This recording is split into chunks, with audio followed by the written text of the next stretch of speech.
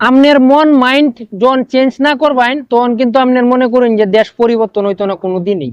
ঠিক আছে, যখন আপনার মন মাইন্ড চেঞ্জ হয়ে যাবো গা, আপনার দেশের মানুষের মন মাইন্ড চেঞ্জ হয়ে যাবো গা, তখন আপনার দেশেরও কিন্তু একটা উন্নতি হইব। ঠিক আছে, কিরকম আমি একটু মানে আমি ব্যাক ক্যামেরা আপনারা দেখি সাথে থাকেন। এই যে দেখেন যে গোড্ডা, তো এই জায়গা কিন্তু একবারে কালি। ঠিক আছে, একবারে নিরিবিলি জায়গাটা দেখেন, আমি ক্যামেরাতে দেখানোর চেষ্টা করতেছি। এই জায়গাটা কিন্তু একদম নিরিবিলি। ঠিক আছে, মাঝে মাঝে এই জায়গায় মানুষ আইলে আয়া বয়। তো এই যে একটা ঘর বানায় তুইছে, টং বানায় তুইছে।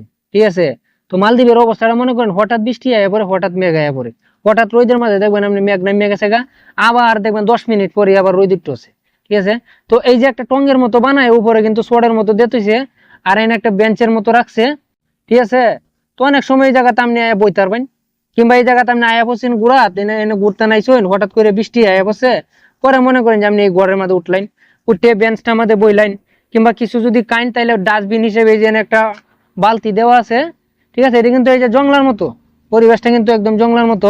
কিন্তু আপনি এই জায়গায় যখন আইবেন, আবার পরে যদি কিছু খাইতেন চান, এনে বই আড্ডা মারতেন চান, কিংবা মেঘ বৃষ্টির মধ্যে যদি এই জায়গায় আটকে যান গিয়ে, আপনি এনে বইয়া মনে করেন যে সময় কাটাইতে পারবেন, সময় কাটাইয়া এরপরে দিন থেকে যাইতে পারবেন।